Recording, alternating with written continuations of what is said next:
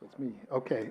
Thank you. We will now begin the first plenary session, an overview of the police complaint system from an international perspective. My name is Jeffrey Martin. I'm in the Department of Sociology here and run the Policing Studies Forum located in the Center for Criminology, also associated with the Sociology Department. And our first speaker today is Dr. Graham Smith. He comes to us from Manchester today. He has a professional background with 15 years of experience as a lawyer and as a consultant involved in training police and advising lawyers in policing issues in the UK. For the past 8 years, he has been an academic at the University of Manchester, and in this capacity, he has advised on police policy in a number of jurisdictions involving oversight of the police. Thank you.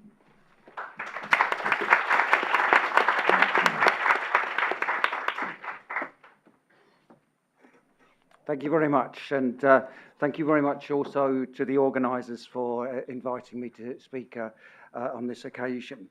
I'd say just a little bit more about myself to give you the perspective that I adopt, and that's I was for many years a civil rights activist in London, campaigning against police abuses of power. We were quite successful. And on the basis of that, I went on to advise lawyers on police misconduct and legal remedies to misconduct before doing my PhD on police crime. And then I was fortunate enough to be invited to serve as the consultant to the European Commissioner for Human Rights on police complaints. And that invitation was as a result of the complainant's perspective that I adopt and I have continued to develop. And so, and that's quite unusual really in this area. It's usually from a police perspective that police complaints are considered.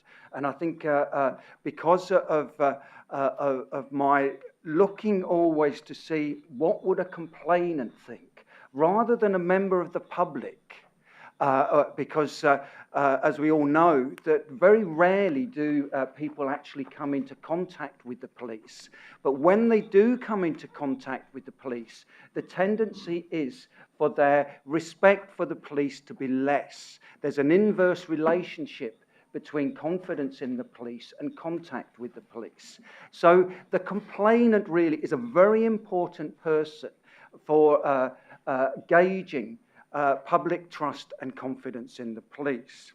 Now, I think some of you have seen the draft paper that was circulated, and my presentation is to that draft paper, but I can't hope to do justice to that in the time before me. But briefly, the paper, the presentation, look at the purposes of complaint systems, then at the international reform trend, and then the different types of mechanism that operate around the world. And then I'll give my observations on 5 jurisdictions where I've been involved in either training police officers or independent investigators of police, or been involved in policy forums to develop complaints mechanisms. And I want to concentrate really on that, the observations. They're not evidence-based, they're the observations that I've made after working with police and independent bodies in those jurisdictions. So firstly, what are the purposes of complaint systems? And I think this is a very important place to start, because there are a lot taken for granted about what is the purpose of a complaint system. And quite often the statutory purpose is simply to identify evidence of police misconduct and the first stage of criminal or disciplinary proceedings against an officer who has wronged. And this, to me, is entirely inadequate as a purpose of a complaints process. And as complaints have developed around the world in the last 50 or so years, so too has their purpose changed. So firstly, it's quite evident that it's an accountability mechanism, that the police complaints serve to hold officers accountable for what they have done. As an accountability mechanism, the complaint system also operates to protect against impunity of police officers, that if police officers aren't investigated, aren't held accountable for the wrongs that they've committed, then there is impunity. And cultures of impunity are a problem the world over, and it tends to be looked at from the perspective of the police again. But also people don't complain against the police. That it's not an automatic response for a victim of police wrongdoing to actually complain. And that contributes to that culture of impunity. So we need to look at it from both sides. Not just about the police and them being investigated, it's what may deter a member of the public from actually making a complaint. And that may be because they have no confidence in the system of police investigating themselves, or an ineffective body for independent body investigating the police. The third purpose is to protect human rights. And as human rights have developed around the world, so too have they developed as a human rights mechanism. And what we've seen is that the courts, particularly the Inter-American Court of Human Rights and the European Court for Human Rights, have introduced principles, standards, which are expected of investigations, particularly where there's been a violation of or an alleged violation of the right to life, or the prohibition of torture. That there must be an independent and effective investigation into all such allegations, irrespective of whether a complaint has been made. That it's incumbent on the state to investigate all such allegations. The fourth purpose is to address the grievance of the complainant. And this, again, is something that it may seem common sense, that complaint systems should be to address a citizen's grievance. But this is something that was not recognised, particularly in my own jurisdiction, to actually look at the grievance of the complainant. And the point being that even if there isn't merit to a complaint, what caused a person to complain? There must at the least be a breakdown in communication between the police and a member of the public for somebody to take that step. It's not that easy for a member of the public to make a complaint against the police. So addressing the grievance of a complainant, something that has come much more to the fore recently as complaints systems have become more independent and more effective. Now, the fifth purpose there is to facilitate and demonstrate responsiveness. And in the first session today, it was said about improving the public's knowledge of the IPCC in Hong Kong. And it was also mentioned about the IPCC learning from the public. And it's extremely important that police services are accountable, responsive, and representative of the communities that they serve. So too is it important that independent complaints bodies are representative, responsive, and accountable. And the whole purpose of a complaint system is that by a police service or an independent body, by responding to complaints as they're raised by the public, demonstrates that they are a responsive service. The next purpose is lesson learning.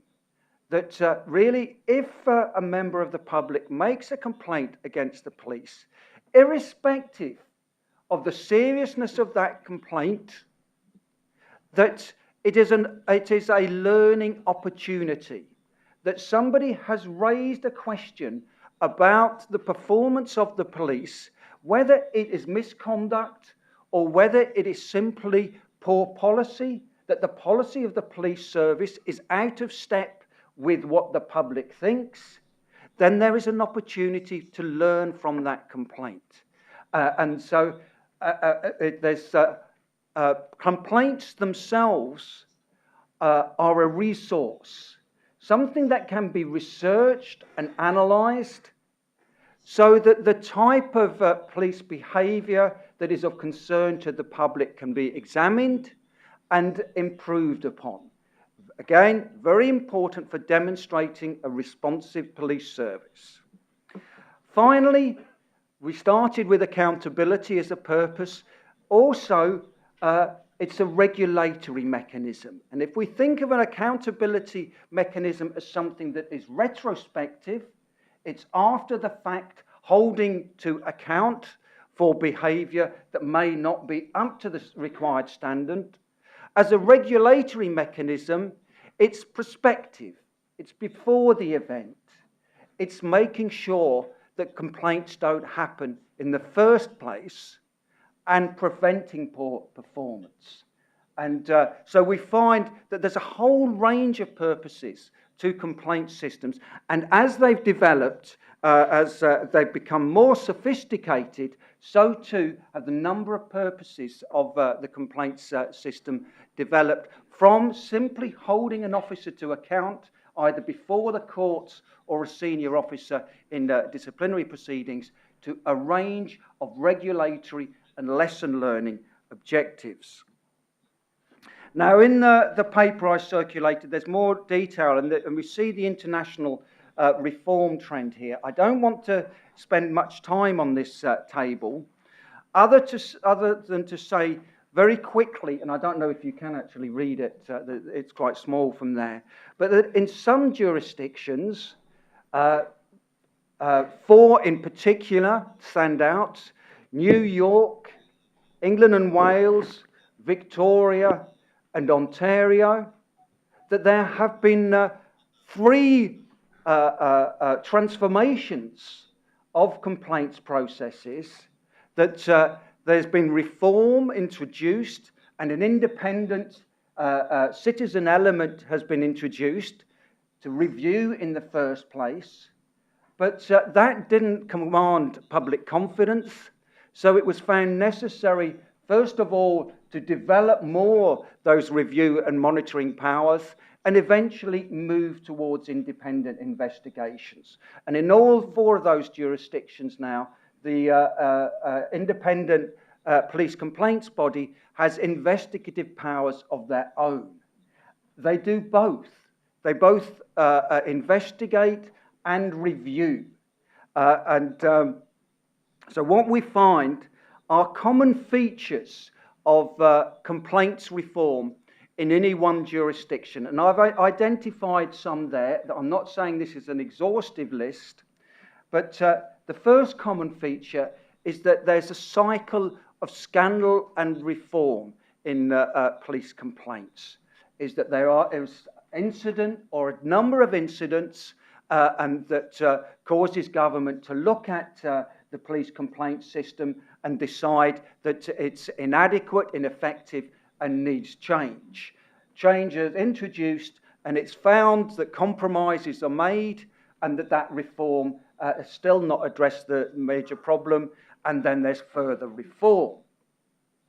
And also we find that complainants are the principal reform catalyst, that it's the people, and quite often it's following a death in police custody or following contact with the police, and the bereaved that do not get satisfaction from the investigation and demand more, and it may go before the courts to a coroner's inquest, and that the investigation of the death has been found wanting when officers are cross-examined before the court. So we find that complainants are the principal catalyst of reform, And what has happened in response to their campaigns for reform is that independent elements have been incrementally introduced to the system. And police skepticism, and I've put that at its lowest, because police skepticism for the first independent bodies was outright opposition. The Philadelphia Advisory Board, the first New York body, I think in Ontario as well, is that the police managed to negate the reforms, and sometimes the independent bodies actually closed down as a result of police opposition. Now that opposition around the world has reduced, that more and more police are accepting of the importance of independent investigation, that they are recognizing that they have nothing to fear from independent investigation and have a lot to gain, because public trust and confidence in the police tends to go hand in hand with independent scrutiny. So that situation is changing, but that police skepticism is still there. And it shouldn't be surprising that it is there, because officers' livelihoods are at risk from an adverse finding against them. So that should never be ruled out, that there is going to be skepticism, and that there is a need for cooperation and partnership there. Another common feature is that there are, because of the clamour for complaints reform, is that there's been a separation of complaints and misconduct proceedings. Whereas before the introduction of independent bodies to either review or investigate complaints, was that there was an integrated system where police had responsibility for investigation of all complaints and internally raised allegations of misconduct, internally raised by a supervisory officer, a senior officer recognises that an officer isn't up to the job and reports them to professional standards or internal affairs. And what happened with the introduction of independent systems to look at complaints was that there were two separate systems. And I think this is one of the major causes of the problems that we are now faced with. That police say that independent investigators can't investigate, and independent investigators say you can't trust police investigating themselves. And it's this separation of these two processes that is a major cause of problems today. The next problem area is that of historical cases. And I found this very much to be the case in South America, where there had been regime change and amnesty laws had been introduced in order to protect members of the old regimes, the military juntas, and that the civil society felt there could not be progress today until those ancient or historic cases were addressed. I found the same in Georgia. I've been working with post-Soviet states in the South Caucasus, and again, there is a concern that historical cases need to be addressed before there can be policy development. And the most developed, some say, police complaint system in Northern Ireland. The previous police ombudsman for Northern Ireland resigned as a consequence of criticism of historical cases. And it's quite common for such problems with historical cases. The next problem concerns the relationship between police and public prosecutor. That police and the public prosecutor work together on standard criminal cases, have a very good working relationship. But what happens when it may be a police officer that is to be prosecuted?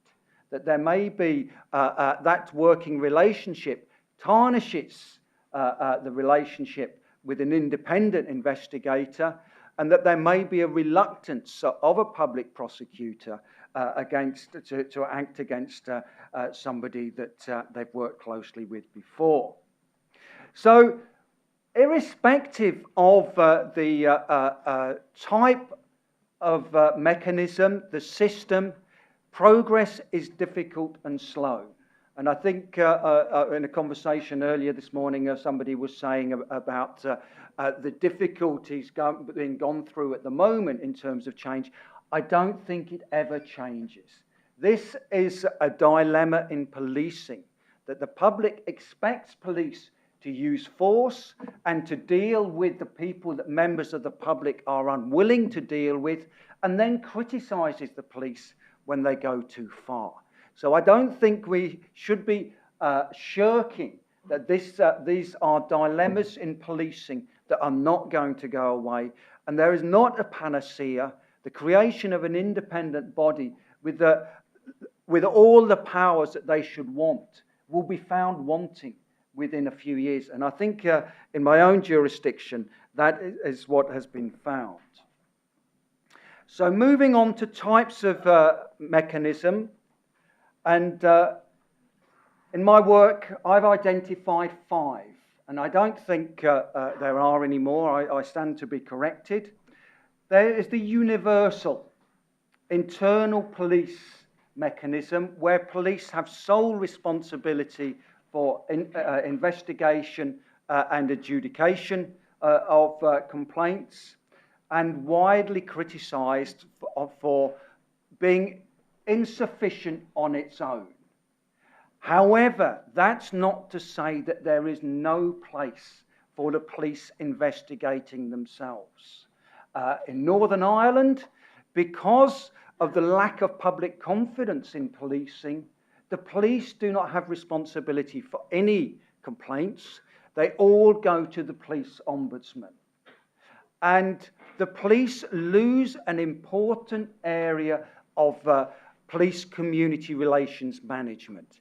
It is important that public services handle complaints made by the public. And it is important that the police have a mechanism to deal with them. They will also be able to deal with complaints far quicker than an external independent body. And I think if we ourselves as individuals, we are confident people, we probably think that if something wrong happens to us, we would complain and we would expect it to be dealt with. If we complain about a police officer that is rude to us, I think we would expect an answer within a week. In Northern Ireland, for example, it's going to take several months. A member of the public may complain to the police about the rudeness of an officer. They'll be told to report it to the ombudsman. The ombudsman will take a couple of weeks to get back to them, and before you know, it's going to be 2 months. 2 months has gone before the complaint has been looked at. It is important that police handle complaints. The second mechanism is a Ministry for Police mechanism. This is quite common in post-Soviet states. It's where, in response to criticism of the police investigating themselves, a separate unit in the ministry is created, often using seconded police officers to investigate the police. And these mechanisms have been subjected to similar sorts of criticisms as internal police mechanisms. The third mechanism is the public prosecutor mechanism, very popular in Scandinavian countries. Sorry, I'm running out of time, and I haven't even got to the slide I was going to focus on yet. Sorry. And this, in the Scandinavian states, it was to address this problem of the relationship between the public prosecutor and the police, that there's a separate sealed unit in the public prosecutor's office that just investigates criminal allegations against police and then conducts the prosecution. Fourth mechanism is the ombudsman system. The acclaimed ombudsman will also investigate complaints. Not considered that effective because ombudsmen tend not to have investigative powers, and they rely on the police to investigate most of the complaints that they're dealt with. It may be a criminal allegation in regard to housing or debt or something like that, and they'll be working closely with the police. And finally, there is the citizen oversight mechanism, which can be of the review or the independent investigation type. I've mentioned several of my observations, and I don't think you'll be able to see that slide. But I think to summarise, in these 5 jurisdictions, only in Bahrain is there not an independent citizen oversight body being created, although it must be said, I'm involved with training Bahraini police officers, and once a year there's a group of about 30 that I'm involved in training, and they think of their Secretary General of Grievances as a police ombudsman. But he's not independent. He's part of the Ministry of the Interior and appointed by the minister, so comes under that category of Ministry for Police. And they're struggling, really, to win acceptance of that new process. In Brazil, it's at the discretion of the state governor as to whether to introduce a police ombudsman, but that has been very hampered by these historical cases, and that the powers are discretionary for the ombudsman, and none has investigative powers. England and Wales, I'll just mention very briefly, because there have been many allegations in the last 2 years of corruption in the police, particularly the Metropolitan Police Service. And I think in England and Wales, we're going to see very shortly the introduction of a new mechanism, and it's going to be an independent regulatory mechanism where the police are being created as a professional body.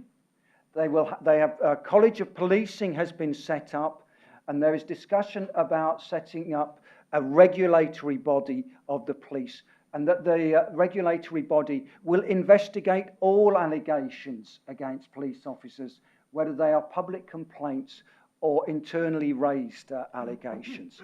And a comparison is being made with the medical profession for the regulation of the police in England and Wales. Jamaica, I think, is a very interesting jurisdiction. Here it's at the intervention of the Inter-American Court of Human Rights that the independent body was set up, the Independent Commission of Investigations.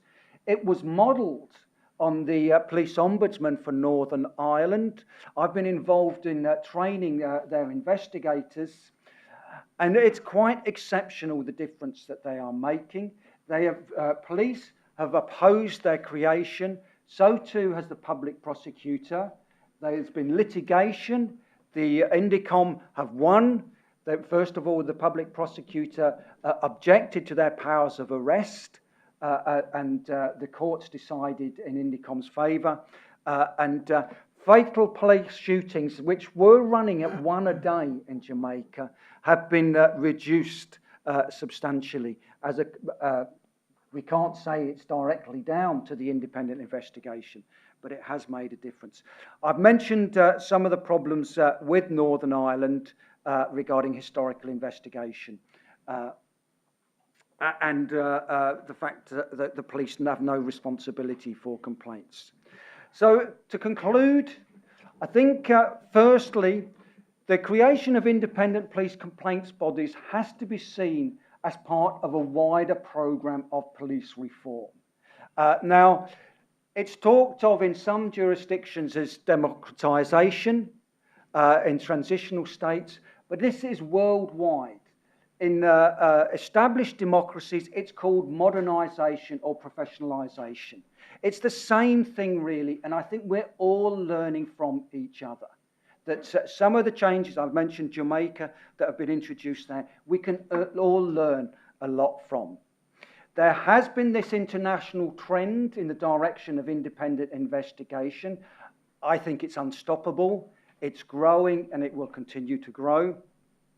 And as I say, in terms of England and Wales, there are signs that a new model is about to be introduced, and that is about professionalised policing, and they're regulated as a professional body. Thank you. Sorry, I'm taking up some of your time. It's okay. Thank you very much, Dr. Smith. Our next speaker is Mr. Jerry McNeely. Comes to us from Toronto, where he is the Independent Police Review Director for the province of Ontario. Prior to this, he was a practicing lawyer in family and administrative law, and also a mediator and a trainer in mediation, as well as a deputy judge.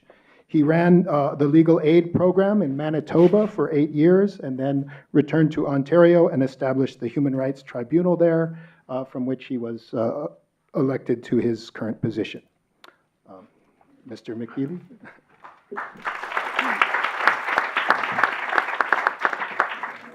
Well, thank you, Jeffrey, and thanks to Mr. Chairman and your organizing team and the university for inviting me. I'll take off my jacket. I work better, and I must tell you, we had a lousy winter in Canada, and coming here and having this heat, I want to absorb all of it as possible. The theme of your conference is Mr. Chairman, where are we going? Well, we have, as you indicated, we have a long way to go, and I agree with you. And I have a sub-question to that. I'm a lawyer, so I need the last word. And that is, we have a long way to go, and we've just begun. And it's a dialogue we've just begun. It's a conversation we've just begun. And I can tell you that conversation has taken place both domestically and internationally. So thanks for having me here to share my thoughts with you. You also indicated, you asked a question, and I'm going to be so bold, Chairman Jad, to submit to you a response. The question you asked was, should the IPCC remain as a two-tier organization, or should that process be maintained, or should the IPCC look towards handling more complaints and all aspects of the complaint? Well, I'm going to submit to you this, that in the short time I have, I'm going to suggest to you the response to your question, which is, I think you want to become more involved in the complaint process from just the two-tier process. And I say that because I come from a selfish perspective, because that's what I'm going to tell you about, is what I have in Ontario. I think it's good. I think it works, and it complements some of the things that the professor has indicated. But let me start up by telling you that, first of all, I say it loud and I say it clear, that my job dealing with public complaints and civilian oversight is not to get cops. I tell everyone that comes to work for me, if your idea is to come here to get cops, leave. My job is to work to enhance the public complaint system and to enhance the trust and confidence in police and policing in Ontario, and ultimately from an international perspective. That's my job, and that's my organization's job. So I want to thank you for allowing me the opportunity to speak with you. And so I was going to I present a presentation, and I'll give you some quick background. You have my slides in the handout. So I'm going to do a quick review. I'm going to skip some things because in the brevity of time, I want to focus on some special aspects of my presentation.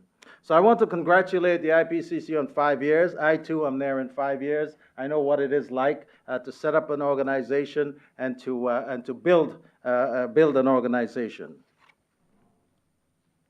A quick history of police in Ontario. I'm not going to dwell on it, again, because of the brevity of time.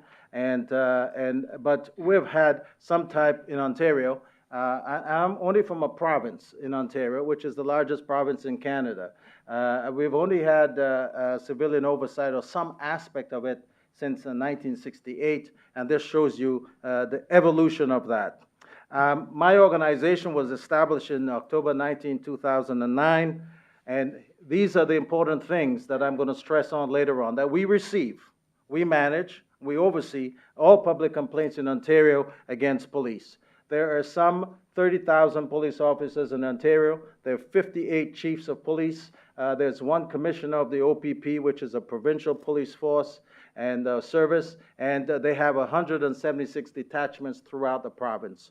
Ontario has close to 10 million people. I'm an arm's length body of the Ministry of the Attorney General, which means that I'm independent of the government, I'm independent of the police, and I'm independent of the public. And as Jeffrey indicated, I come from an advocacy world also as the professor. I did human rights advocacy, I did a lot of things, but in this job, I do not advocate for anyone. I advocate for truth, for transparency, for accountability, and for fairness. That's what I advocate for. I'm independent, I'm neutral, I'm unbiased. So there are some civilian models in Ontario, and my schematic, the documents you have show it, and it shows some aspects of how civilian oversight work. So the models are police investigating police, where there's no civilian investigation or involvement of the civilians. That's one model. The other model is the complete independent civilian oversight model. And this is where there's no police involvement. It's not a model I subscribe to. And the third one is the team model. This model is the one I subscribe to. This model is the model that's used by the IPCC to some extent, and this is the model that I use in my organization. This type of model is important to democracy and to civilian oversight for many reasons. It helps assures the public that investigations of police misconduct are conducted thoroughly and fairly. That is not to say that the police didn't do that or don't do that when they do it. The problem is the police do not tell you about it. The police do not communicate about it. At least that's the problem and the issues we faced in Ontario. It improves the public understanding of police work, discourages misconduct and amongst police officers, and improves the policies and services provided by police organizations. I see policing as a profession. It's a profession as any other profession, and any profession needs to have some regulations and some oversight. It's very important to the public, civilian oversight. It's more important now than ever, and you heard the professor say that. There's concern over public institutions, especially police, given that we give police extraordinary powers over us. Civilian oversight places checks and balances on those extraordinary powers that are granted. The public also wants to have faith in the police.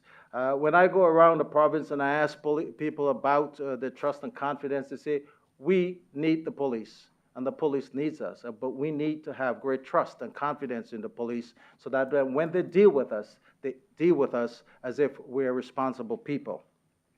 I tell the police that 90% of the people you interact with are people like you and I sitting in this room today, and they're just ordinary people. And sometimes these people make mistakes. And I ask them to deal with those ordinary people and deal with me as you would want yourself to be dealt with if you were put in my situation. I tell them that there's 10%, in my opinion, that are the bad people that they have to deal with. But I tell them even when they're dealing with me, the quote-unquote ordinary, regular citizen, that they need to be extremely careful because the job is an extremely difficult and very, very serious job and a very risky job at times. So in Ontario, we have 3 models of oversight. It's relatively unique to Canada. We have my office that I'll tell you some more about. We have the Ontario Civilian Police Commission.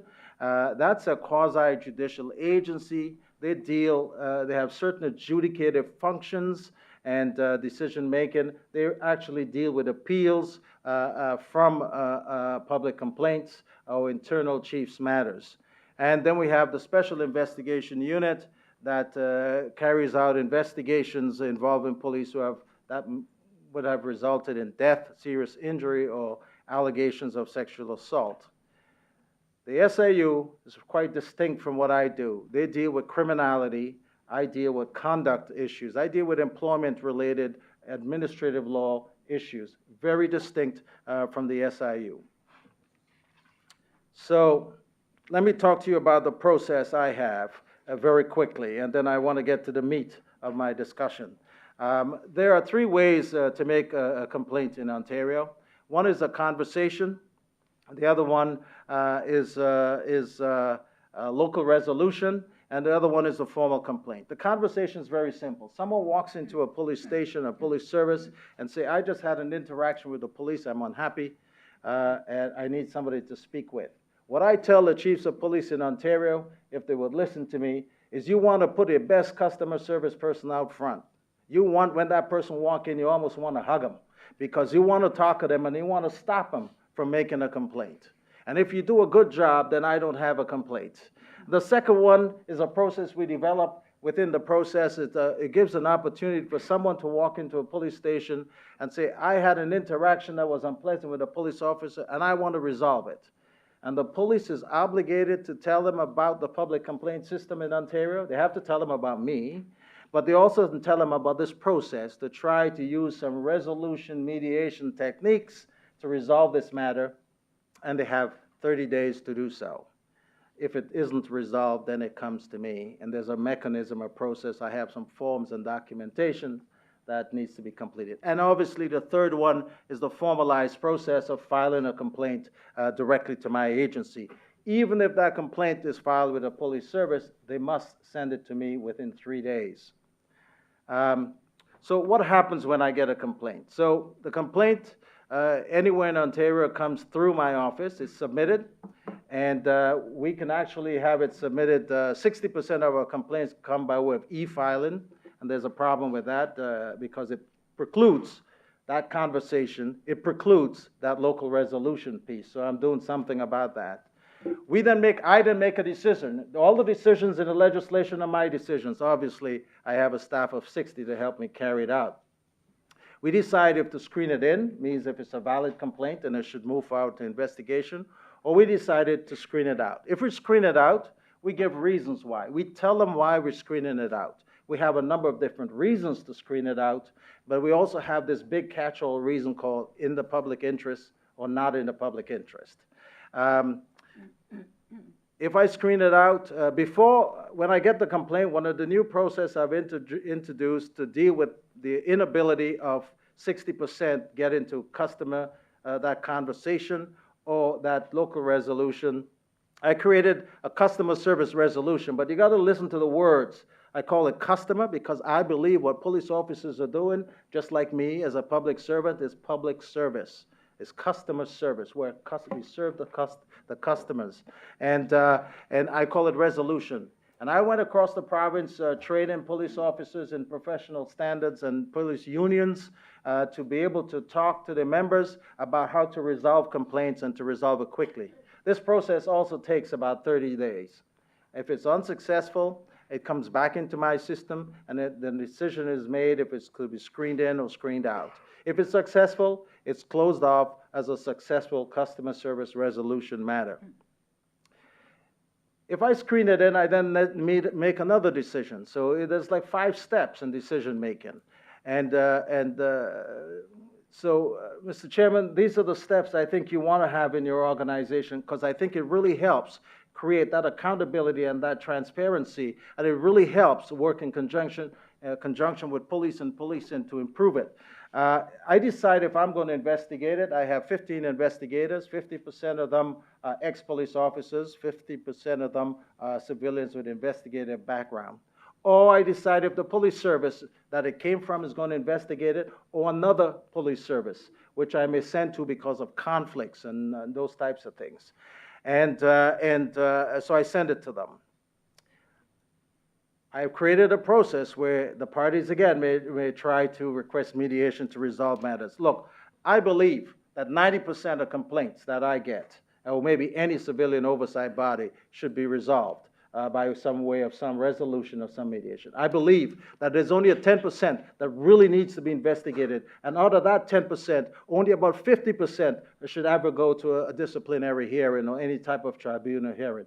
But what we have to do is work more on convincing people about trying to resolve matters, both police officers, and members of the public. And that's my job. That's the next 4 years I'm going to be spending my time working on. If it's investigated by the police to determine if it's substantiated, we call it less serious or not serious, substantiated, serious, and unsubstantiated. Obviously, if it's unsubstantiated, it goes out of the system, and if it's substantiated, serious, it must go to a hearing. There's no ifs, no ands, no buts. It must go to hearing. If it's less serious, there's an opportunity to resolve the matter between the complainant and the chief and the officer, and I get to consent to the outcome of that matter. If I don't like it, I send it back or I change it. So if I investigate it, I do the same things. My investigators, ultimately, it's my report. We make the same decisions. The difference is there are no appeals from any of my decisions. You can judicially review me, for those of you who are lawyers, but any decision I make within the process, there's no ability to appeal me. And as a lawyer, that scares me. But I also realize that there are checks and balances because my legislation governs me to some extent, and the Court of Appeal will ultimately tell me if I'm right or if I'm wrong. And it gives me guidance. So there's no appeal from my matters, but if the chief does it, if I send it to the police to do, and it's unsubstantiated or it's substantiated less serious, the complainant may ask me to review it. It may basically ask me, make an appeal to me to look at the matter. And I then get a chance to look at that matter. And I determine in looking at that matter a number of different things. Again, I have a number of powers.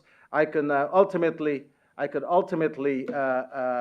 overturn the chief's decision. I could confirm the chief's decision. I can send it back for further investigation or specific investigation, or I can substitute my decision for that decision of the chief. For example, I've had situations where it was determined by the chief that it was less serious. When I do my review, review of the matter, I believe the matter was serious.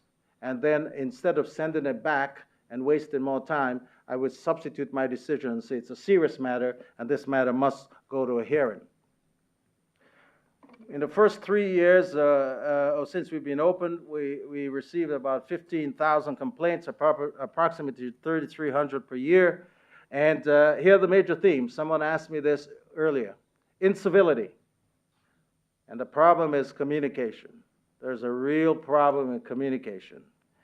Unlawful or unnecessary exercise of authority, use of force, and neglect of duty.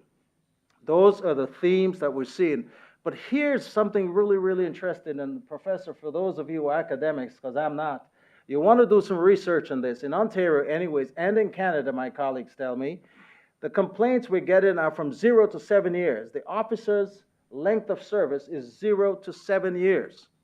Seems somehow after you cross 7 years, you've figured it out.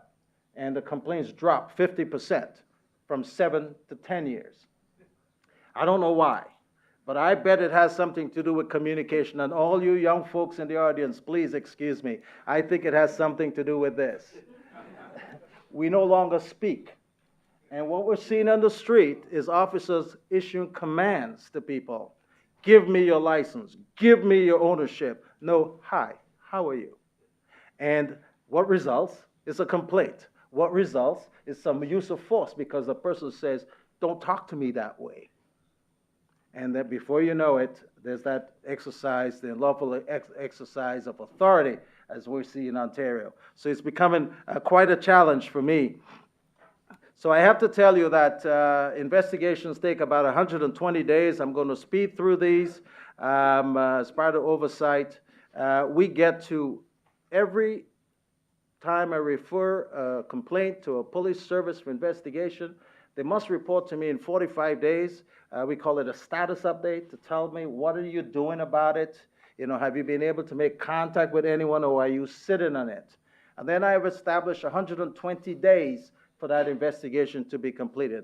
Look, I have to tell you, that applies to my officers also, my investigators. I am tougher on my investigators than I'm tough on the police investigators.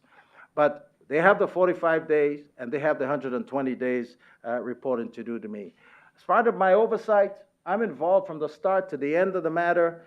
Every investigation that comes back from a police service is reviewed by one of my investigators to ensure that the report has all the information, because I created a standardized report for the whole province. Everybody uses the same report, so when you read it, you know exactly what you're looking for and what you're supposed to see in the report. To make sure it's consistent and all steps are taken, it's a thorough investigation. Let me give you a simple example. The complainant will file a complaint and say, I have 5 witnesses, and I will send it to the police service for investigation. And the report will come back, and they would have investigated the responding officer, or as you call it, the subject officer, a couple of witness officers. They investigate the complainant and 1 witness. And we'll see what happened to the other 4. You drop them off. And they say, we didn't think it was necessary. And we say, but we do, because they were witnesses to the event. And you have not done a thorough investigation. Because if you're doing a criminal investigation and there were 5 witnesses, you'll for sure review and interview 5 people, at least, I hope.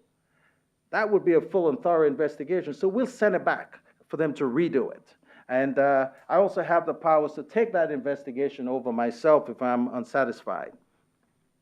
So I wouldn't go into the hearings. So I want to focus on some of the roles I have and why I think, Mr. Chairman, you want to drive towards this. And for the police officers in the audience, don't be afraid, because this is done in an extremely collaborative and consultative manner. And I believe that police officers, like the inspector said, police services should maintain some role in the internal investigations. I would like to have a bit of a role there, but I'm working on it. But I really think police need to do that internally, because that talks about managing the police organization. I really believe that the chiefs or the commissioner of police have a role. It's an employment-employee relationship, and they have an obligation to do it. But what I found in my G20 investigation and in my report, I made some recommendations, 42 of them to be exact, that I recommended that and I asked the government to make a legislative change that senior officers and all officers must not condone the misdeeds of their colleagues. If you see it, you deal with it. If you have the authority, you report it and you fix it. Because if you condone a little misstep, that misstep grows. So I made this recommendation. The government has not adopted it yet, but they tell me that they will, because when I go and I talk to police ethics courses and those types of things, it's the same thing I hear about responsibility, time. So I was trying to ignore the professors, just like I do at the Court of Appeal when they hit the bell. Anyways, just let me close up. I need a minute by telling you that I also have powers to search. I can search police premises and vehicles with or without a warrant. I could search other places with a warrant. I could obtain materials from the SIU I talked about, because sometimes when they have an investigation into a police shooting, I have complaints. And I can summons people to provide, to attend before me and to bring documents before me. The government also created an offense. It's called harassment, coercion, intimidation, providing false information, or refusing to cooperate with me. So there's an offense that can be created, and we'll investigate you. And lastly, I perform performance audits on the police system, and I conduct systemic reviews or inquiries into issues. And right now I'm carrying out 2 of those. I wouldn't go through these, but let me just finish off by saying, I wouldn't talk about trends, but I want to leave you with something, that what we had to talk today about is advancing the whole issue of public complaints and the need to have civilian oversight. Look, because I'm doing it, not only because I'm doing it do I recommend it, I really support it, because as the professor indicated and others have indicated, it really helps to create that trust and confidence in police and policing. And that is my job, to enhance the trust and confidence in the public, that the public has in police and policing, because the police needs the public and the public needs the police. I have lots more to say, but thank you.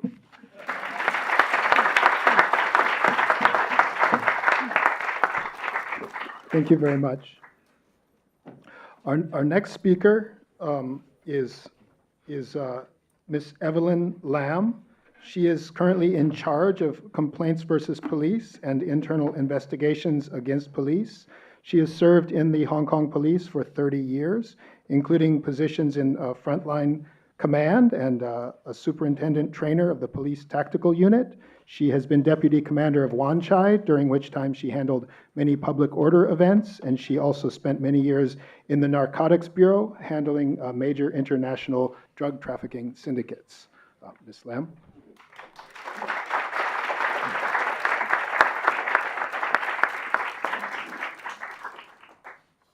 Good morning, Mr. Chairman, honorable guests, ladies and gentlemen. After you've heard about the police complaint system from our distinguished speakers, I will now turn to talk about the local police complaint system. Before I explain about the two-tier police complaint system, I need to put you in the right context of the Hong Kong's environment, the strenuous efforts and determination that the Hong Kong police force have put in place to bring about cultural changes that have resulted in today's clean and efficient Hong Kong police force. Let me give you some background information on the police force. Our police force was established 170 years ago. To these days, we remain the single force commanded by a Commissioner of Police. We are the agency of the first and the last resorts. As the public expectation grows, our responsibilities are increasing forever, but has not been met by increasing manpower. We have about 28,000 regular officers. 15% are female, as you can see. I must be the minority. And we're supported by 4,600 civilians and 3,700 auxiliary counterparts. With 7 million population, there is about 1 police officer to 250 citizens. A lot of people are shocked by the figure. And that's why when people commit a crime, they know they can't get away. You may have heard that Hong Kong has one of the lowest crime rates in the world, but that wasn't the case in the 1990s. People living in Hong Kong have no doubt still have the haunted memories of criminal gangs from mainland China armed with AK-47s, and they robbed the banks, jewelry stores in early 1990s. I'm sure a lot of you are too young to remember that, but I remind you, and I will tell you the facts. These gangs not only used very powerful weapons like machine guns, they used grenades as well.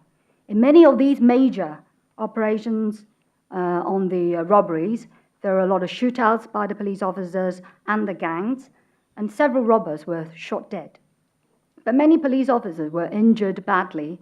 They were shot, and many injured by the grenades as well, and one blinded. To these days, we still have most banks, jewelry stores, and currency exchanges in every corner of our streets. That means we are no less vulnerable than we were in the 90s. That was also the time when our frontline police officers, we used to joke about that it was more often for us to wear the bulletproof vest than our own pajamas. That was also the time when normal citizens would duck down when they heard sounds of firecrackers, thinking it was another shootout. We also had to face challenges posed by the influx of 200,000 Vietnamese refugees and the related crime problems and their subsequent repatriation. Another major challenge that we had to deal with was the World Trade Organization Ministerial Conference held in Hong Kong back in 2005. Over 5,000 protesters came to Hong Kong. And you can also recall what happened in Seattle, one of the first WTO conferences, and many previous WTO conferences.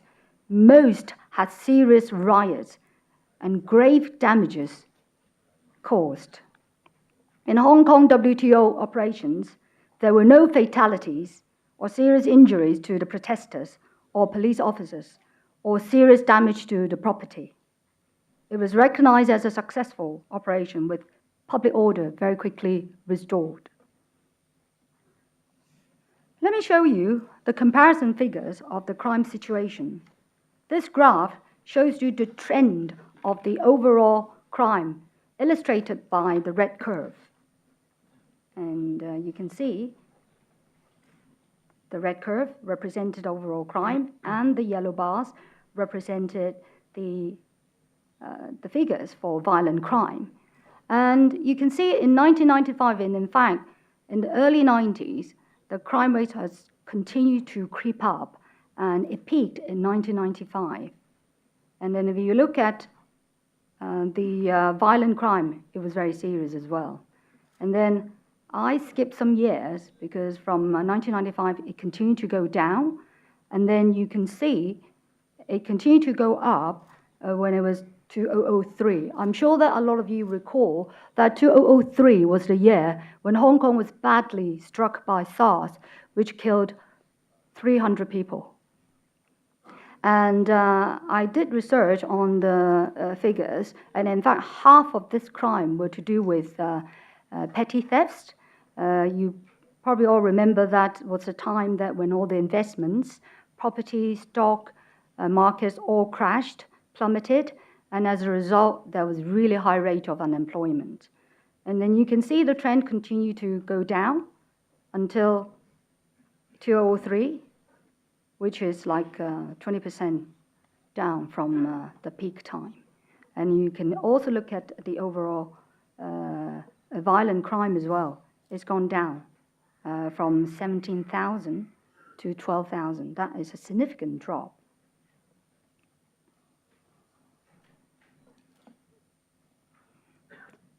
So please take a look at this graph. You will note that I'd just like to refer you to the armed robberies represented by yellow bars, and also the red curve, which represents the overall robbery. So 1991, you could see that our overall robberies peaked at 9,138. And 2013, our overall robbery was 500. So how many percentage, right? And if you're talking about the armed robberies refer to somebody carrying a gun and point at you and then make off with the property. And then you can see that it peaked at 1991, 5,072. And in 2013 is zero. It was zero.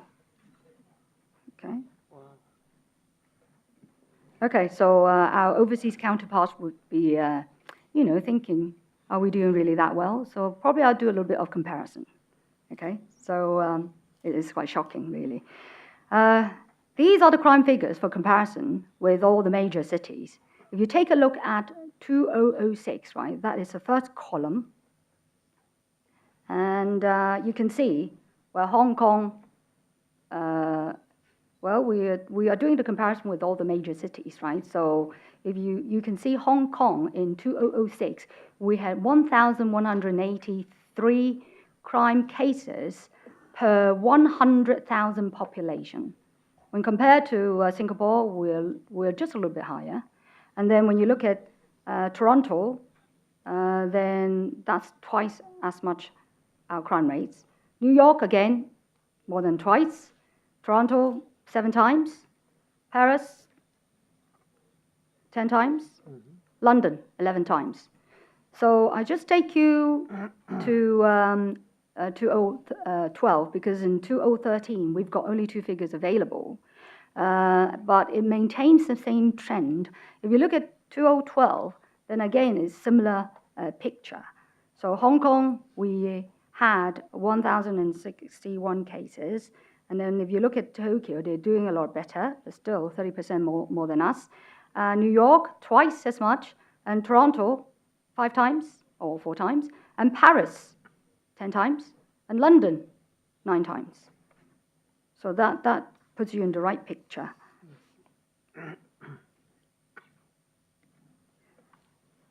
So according to World Economic Forum's Global Competitiveness Report in 2013 and 14, the most reliable police service, according to their survey, on 148 countries, Hong Kong ranked number 4, after Finland, New Zealand, Qatar. And finally, Singapore comes after us. Since the mass purge of the police by ICAC back in 1978, the force has started to introduce various reforms to bring the force to a professional standard and to restore the public's confidence. In 1996, force values were introduced, and every officer would be abide by these values when they execute their duty.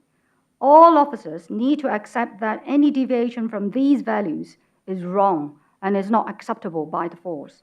You will note integrity and honesty, respect for the rights of members of the public and of the force, fairness, impartiality, and compassion in all our dealings are our top values. These are the figures provided by ICAC Independent Commission Against Corruption.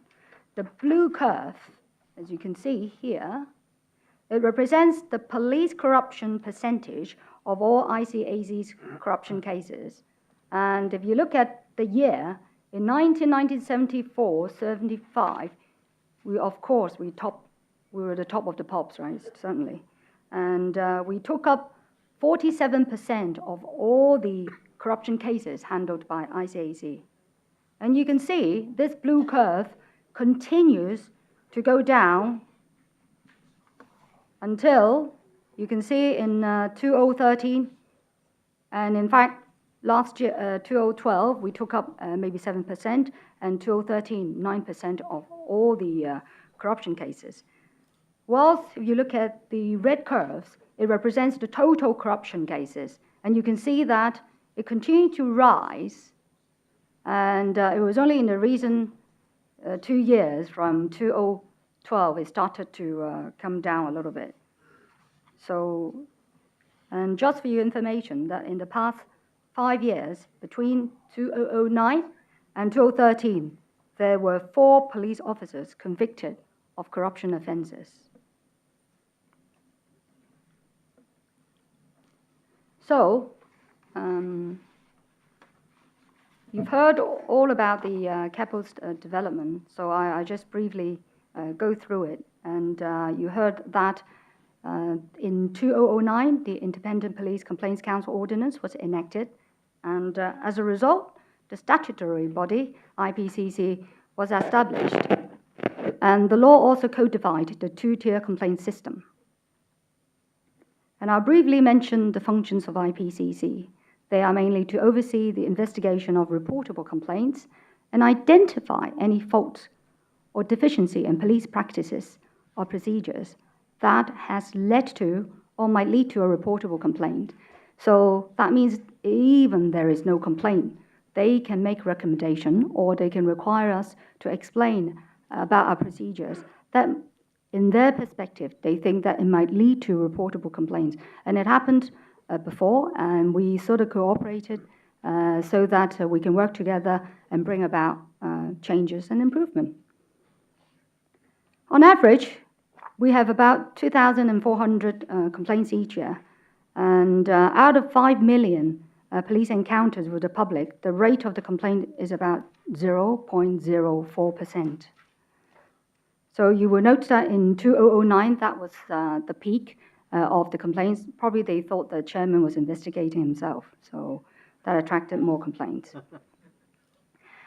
And this table, again, shows you some comparison of the number of complaints against Hong Kong Police and Metropolitan Police and Ontario Police Force. Despite similar sizes of our police forces, you note that Hong Kong, we have 28,000, the Met Police, they've got 31,000, and Ontario, 24,500. So we've got similar sizes of the police force. But if you look at the complaints, I haven't got the same years, but you can see that it can't vary that much. We've got on an average 2,400 complaints, and for the Met, it's 6,610 complaints, and Ontario, 3,316. So we're talking about a comparison, complaints per 1,000 officers, then Hong Kong is 86. And the Met is 3 times, and Canada is almost twice. So take a look at the complaint trend. And I've got figures here just for 2012 and 2013. If you look at the bar charts, and you can see most of the complaints have in fact decreased except neglect of duty. And so I just need to explain to you, in fact, all the complaints, and in fact 80% of all the complaints received by CAPO and handled by IPCC, they are minor complaints. That means they are to do with minor misconduct, improper manner, impoliteness, and offensive language, and probably misunderstanding of police procedures. So I'll go on to explain how a report of complaint is handled. So when a complainant has his grievance, is not happy about the police, what they've done, then a complainant would lodge a complaint via various channels. It can be through all our police stations. We've got 50-odd police stations that they can go. And in our CAPO office, we've got a report center. And also, a lot of these complaints are also referred by other government departments or by the headquarters. And then some of the complaints are also referred by the media. So after we've got the complaint, we will categorize it to determine whether it's a reportable complaint and or whether it's a notifiable complaint. For reportable complaints, that is to do with police conduct when they're on duty, or even when they're off duty, but if they so identify themselves as police officers, then that will be counted as a reportable complaint, and also relates to dissatisfaction about police procedures. And anything other than that will be notifiable complaints. And the reportable complaints will be investigated by CAPO teams, and all parts of the investigation and findings are subject to IPCC's scrutiny and endorsement. We have introduced a lot of check and balances, and in fact, each week we will supply to the IPCC a list and probably a summary, a little bit details about the complaints on these reportable complaints. And we also submit to them a monthly list on the notifiable complaints, and they are free to ask for recording of all the complaints made. So if anyone makes a complaint, if all the conversation or our response or our discussion with the complainants are all recorded on our telephone system. And we have very stringent check and balance. We would have different units. For example, we've got different regions to investigate CAPO complaints, and we would have cross-checks by other regional superintendents on these telephone conversations. And we would have our headquarters to also check on that too. So CAPO believes that we need to maintain our integrity and credibility in order to secure the two-tier complaint system. The force believes in service quality and sees IPCC as our close partner to help us to do a better job. If we do not have that motto, the system doesn't work. So I'd just like to point you to some of the internal efforts in improving the standard of our complaints investigation. We have centralized all the complaints investigation by CAPO to make it a one-stop shop. And CAPO now has become more specialized, professional, and efficient. These are the figures which show much time has been used to complete investigations. And you will note that there's been a drop of 25% of the review requests made by the complainants, and also a drop of 39% of IPCC queries in the past 3 years. I must say, for the past few years, there's been remarkable, impressive, and amicable working relationship with IPCC because of their being really reasonable, and because we do adopt the same motto to improve the service quality of our police officers. As a result, there is no animosity and there is no resentment when they query most of our investigations. And we took the time to explain to them why that was done. And then a lot of times we took the compromise. So we also work very hard. It is very important as well. If we do not get the support from our fellow police officers, the system doesn't work either. In our system, we have to make an officer give a statement so that he can explain what he done in a complaint investigation. So if he doesn't, then it's contravening, good order, and then we can, punish the officers for that. And also that our Commissioner of Police in charge of service quality is chairing a high-level committee in driving initiatives of the whole force to reduce complaints, especially the avoidable complaints. We have also a comprehensive package on outreach program for all levels of officers, starting from the police college to target our recruits, and also all the frontline officers to emphasize on professionalism and avoidable complaints, and we try to early intervene any emerging trend of misconducts. Okay. So IPCC has sort of helped us, and we sort of made a lot of service quality improvements, and as a result, we do provide trainings for our officers so that they can rectify their inadequacies. And to maintain our integrity of the two-tier complaint system, we have also obtained the ISO international standard on this customer satisfaction and continue to enhance our transparency through our telephone recording system. And we also try to engage the community by presenting various initiatives on service quality, and then we have produced all these complaints prevention videos with the help of university, so that they are played in the police station so the public can understand the police responsibilities. So in order to facilitate the IPCC's understanding of all facets of police duties, we have arranged many informations, visits, attendance at some public order event pre-meetings, briefings, and on-site observations. And we also have arranged many briefings on force policy issues or implementation of any new strategies or equipment.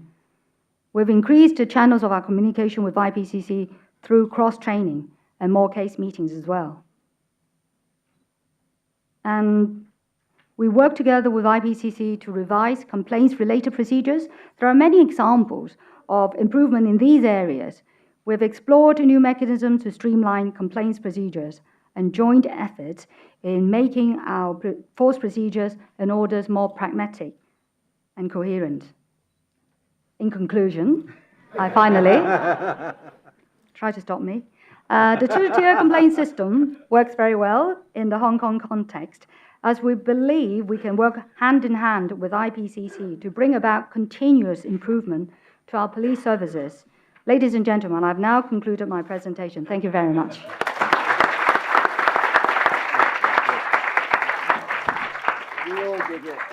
Thank you very much.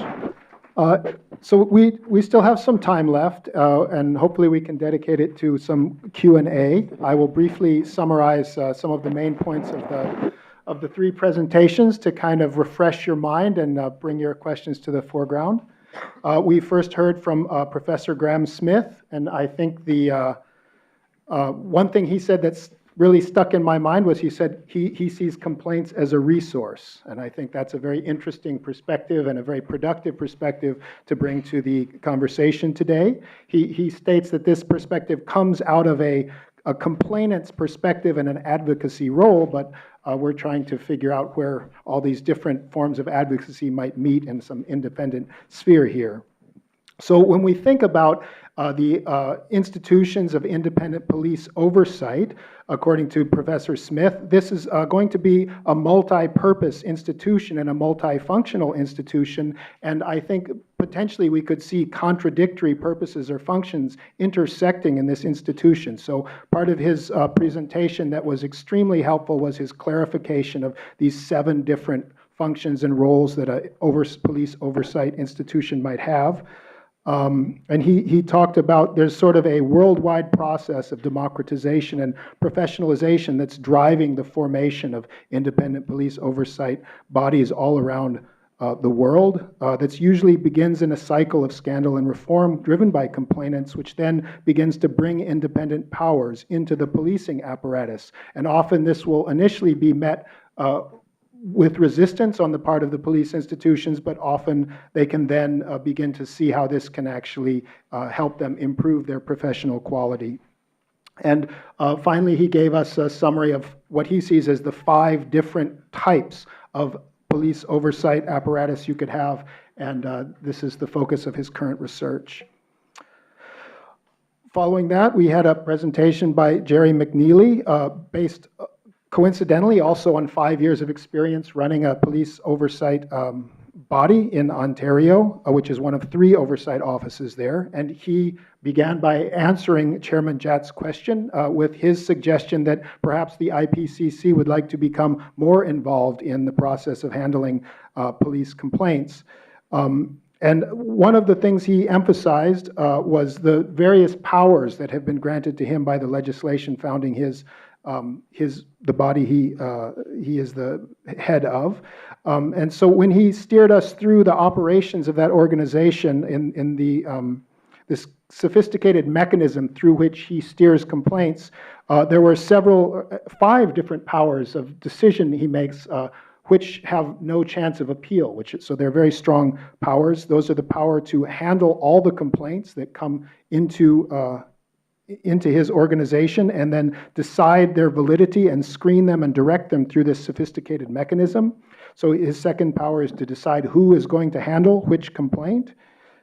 His third power would be to review any of the complaint monitoring procedures that have been delegated outside the organization. So he reviews internal police processing of complaints, and he can actually then direct the police to re-review these or handle these differently.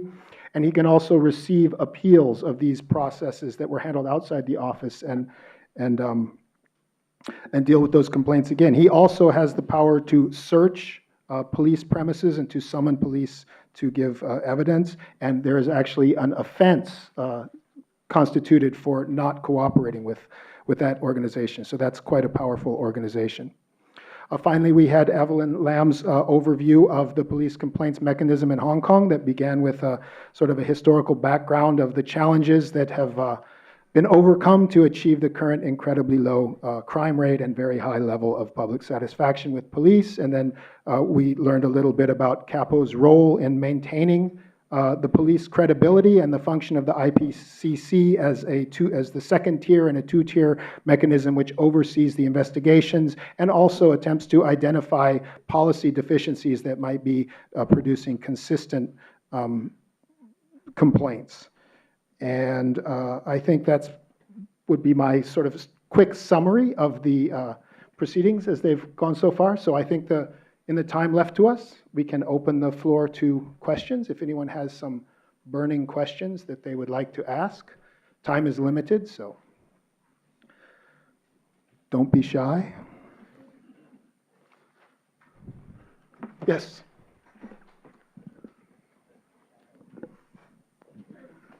Okay, maybe I'll try to kick off with the first questions. My question is to Dr. Smith.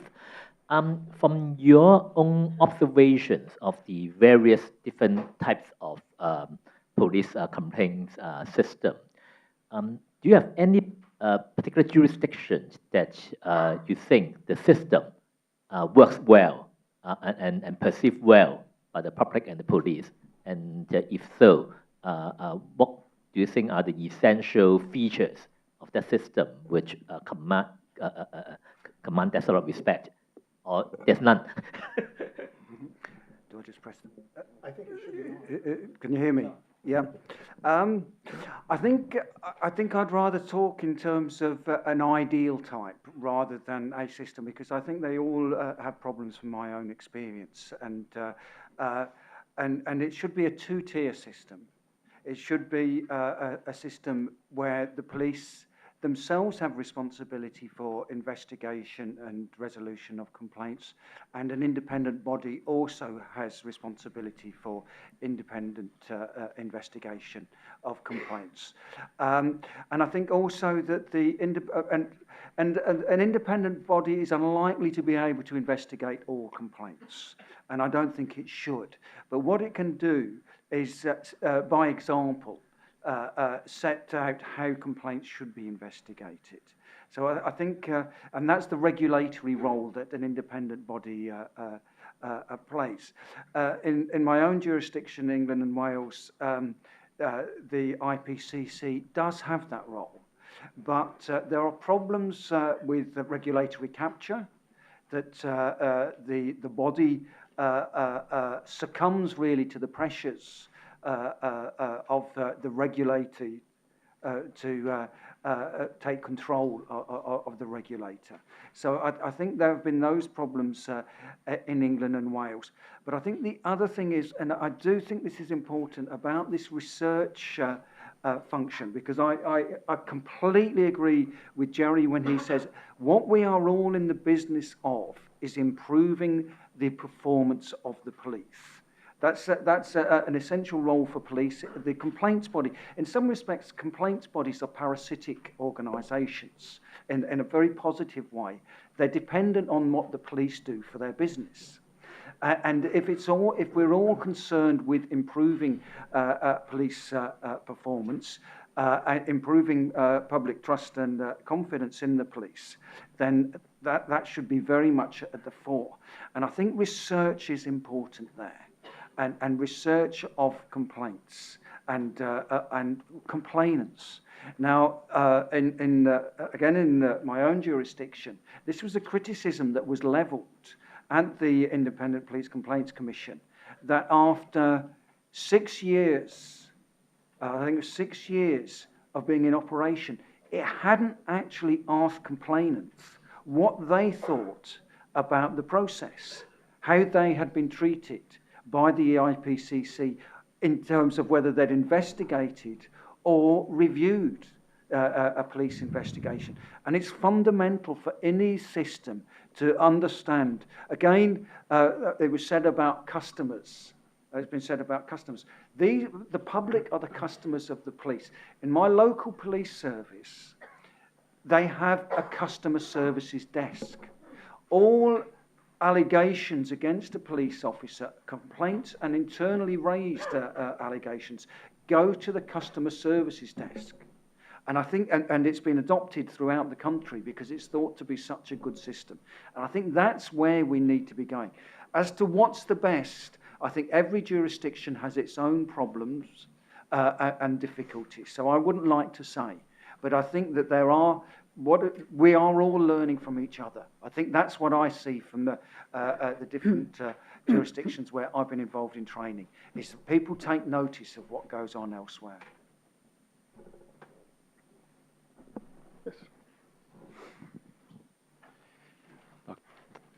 Dr. Smith, you spoke earlier about the separation of the complaints process and the misconduct process, and that being a source of problems in many jurisdictions.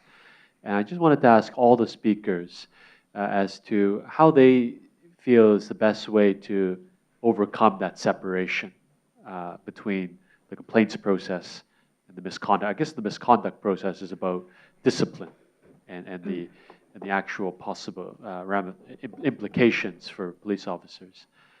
If you could just talk about that and how to overcome that separation. Thank you.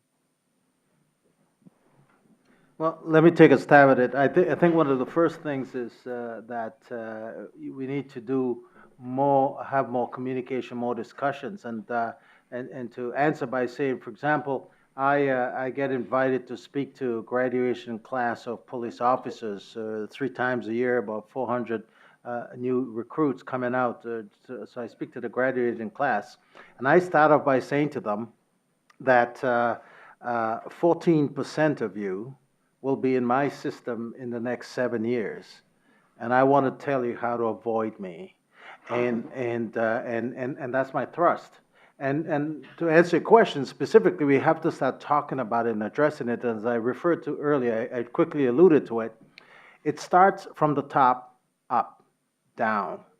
And it's not always translated. I have chiefs of police telling me that, but we're talking about ethics, we're talking about professionalism, we're doing all these things. I said, yes, chief, but how far down is that going? It's not getting down, because you still have the middle group of officers who are still operating, some of them from ancient history, and some of them refuse to conform. I have officers who have been around 15, 20 years say to me that they see no use in civilian oversight. They never had it before, and it doesn't matter to them.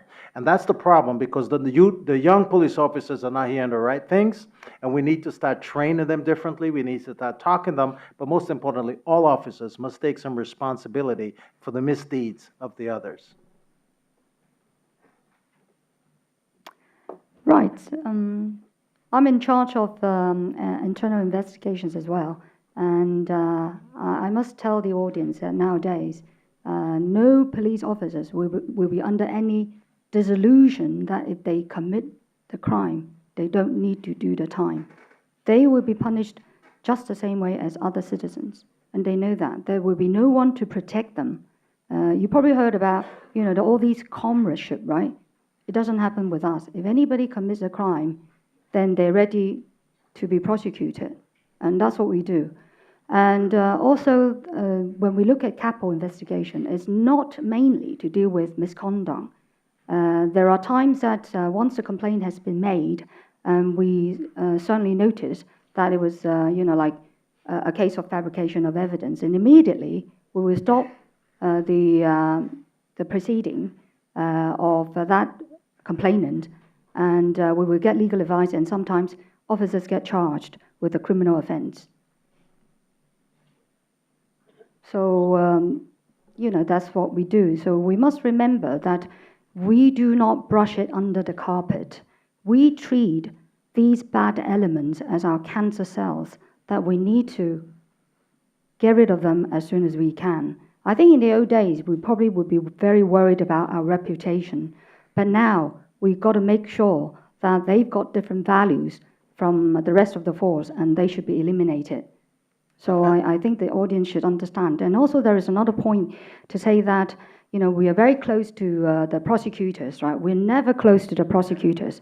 There are so many times that, we go and get legal advice, like presenting all the evidence, and they expect that would be certain the outcome. But they are so unpredictable. So there is no way that we can control our prosecutors.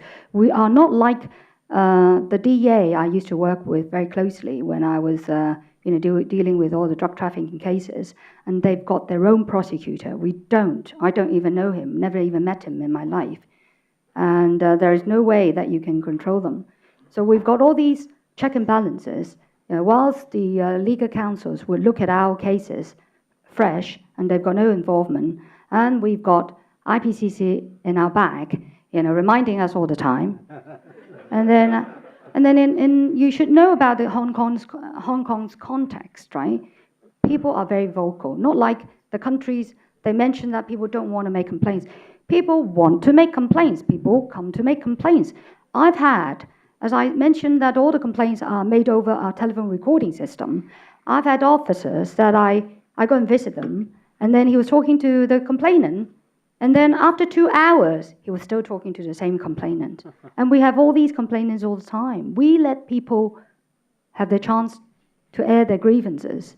And this is part of our service quality. And then also by the ownership of knowing all these complaints, then we can take care of it. As I mentioned, we rectify the shortcomings of our police officers and having the lessons learned from all these complaints. It is no different that, like your children, you're leaving your children to the school and you take no responsibility. So I just can't leave the force to IPCC alone, and they do independent investigation because I needed to take care of my children too. Yeah, the question was about separation, and I think I've been working in the area of police misconduct for 30 years or so. About 5 years ago, I was asked by the local police service, Greater Manchester Police, to do research for them because there was a pattern in the police service that in terms of internal investigations, that there was a disproportionate number of black and ethnic minority officers that were being investigated. Although the outcome was not disproportionate, the actual number being investigated was, and this had led to allegations by black and ethnic minority officers that the internal system was unfair. And my eyes were quite opened by doing this research because here were police officers with similar experiences to complainants against the police, that within the police there was a body of officers that were dissatisfied in the way in which misconduct process worked and that it was unfair. And I think what I realised there was, as an outsider, and to all outsiders, there is a hidden figure of police misconduct. Because there is a lack of openness and transparency in the process. And this is particularly the case with internal investigations. Now, there may be an outcome. There may be a finding against an officer and may be reprimanded or some sort of action taken, but the public never finds out about it. So there is this lack of awareness of what's going on in internal proceedings. Where there is an independent body with review and monitoring responsibilities, there is a bit more openness and a bit more awareness. But I think this is a real problem in the way in which police are regulated, that there are separate processes. And I think the answer is to reintegrate them. I think police, and I think it's also becoming much more important. Jerry raised the question of social media, but what we're looking at is in a high technological society, police officers are no longer guards.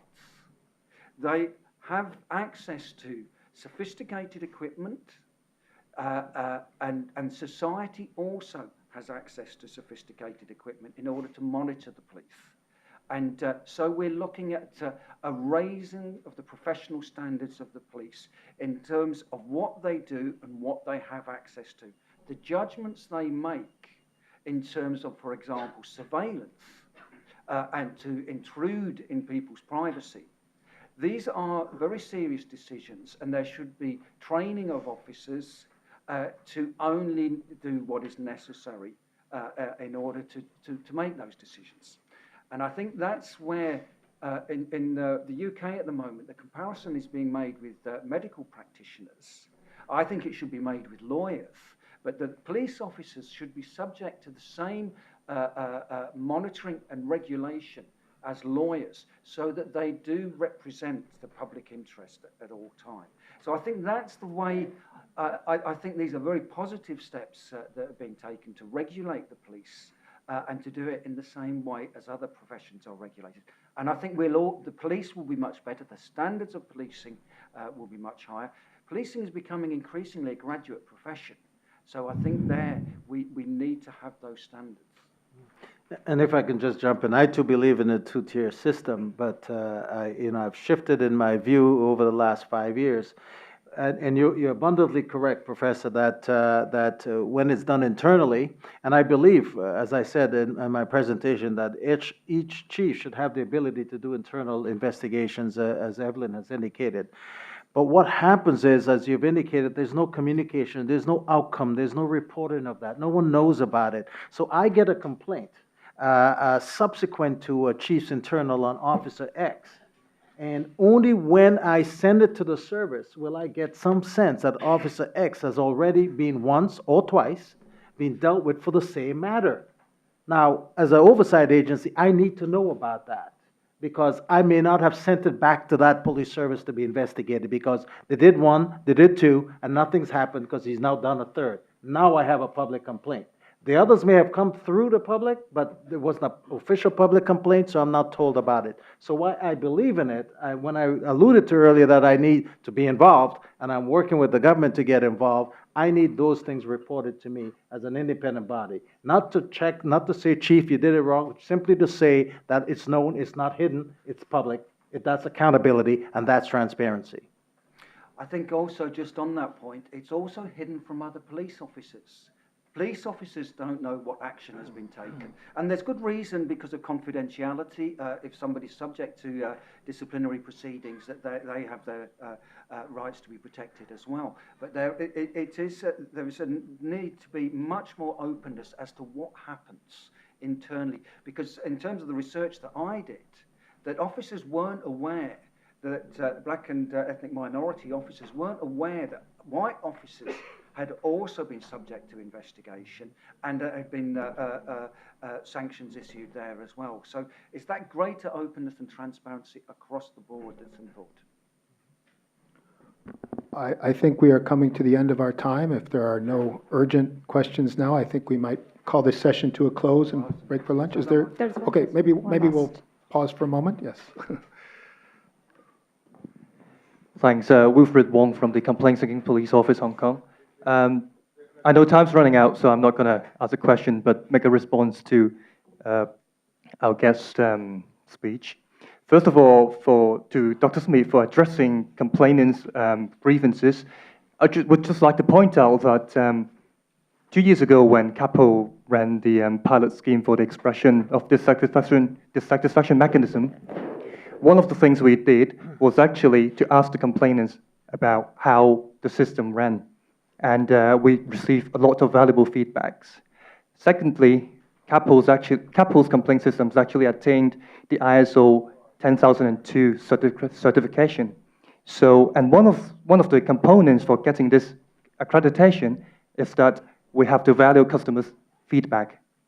So this is what we have been doing, and we strive to do it for the future again. And to make it from the perspective of disciplinary actions, I understand that both Dr. Smith and Mr. McNeely has mentioned about openness. In CAPO's completion letters to all complainants, we have actually detailed explanation of our investigation process, our findings, of facts, and everything in it. So we are really open on that. And for internally, whether our officers are informed of disciplinary actions, we have quarterly discipline bulletins that will be published to all officers internally so that they can know, for obvious reasons, that personal data will be removed, but they know the facts, what were the misconducts, and what were the punishments. So this is how we ran things in Hong Kong and within the force. Thank you. Thank you. What I would say really is this event, I think it's fantastic what's been done here, that the IPCC has worked with the university to create a forum like this. I think that should be extended and that the university should be asked to do research. It should be independent academic research. I'm not disputing what you say at all, and I think it's very important that every organisation should do its own research, but it should be independent research outside the body and to academic standards that we can understand what is happening. The university may find exactly the same as you found, but it's important there is that independence to it. And I think also for the IPCC, it should itself open itself up. And these are the research that we did. We had access to 377. I remember it because I read every single report. These were the investigating officers' reports into internally raised misconduct. It wasn't pleasant reading. I felt a bit voyeuristic because I think we all know we all have different sorts of personal problems in our lives, and police officers, when they're subject to investigation, they're the same problems that we all have. But I think it's that needs to be done, so we have a comprehensive and independent understanding. Yeah, just for your information, Hong Kong University has been doing the customer satisfaction report for the police service. They've been doing for years. So maybe it will be covered in the latter part of the presentations later. Yeah. Yeah, and just quickly, I agree. We do report, we have reports that come out of every investigation, every public complaint that goes to hearing. The complainant has a stand-in. I didn't get to see all of that, but that's very important, which is different from a chief's internal. The complainant who may be involved, or the person involved that the chief is dealing with, has no say, gets no information.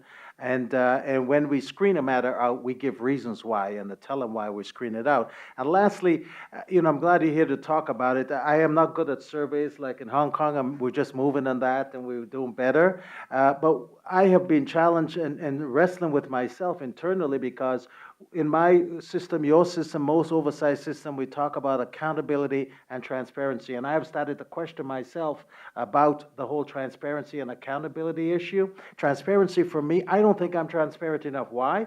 I have two sections in my legislation that talks about confidentiality and information that I can't give out. So when a media calls me, and I wish I can just tell them the story without naming names, but I can't, because I'm subject to confidentiality in Section 26(2) and Section 92. And so I publicly been questioning myself about transparency, and now I want to move from transparency, and I want to have a conversation about openness. I want to be more open as an oversight agency. I need to be more open with police. I need to be more open with the public. I need to stop hiding behind all these sections that tells me I can't say about what I'm doing. Thank you very much. I think for purpose of time, we will call a close to the session now and break for lunch and meet again at 2 o'clock. Thank you.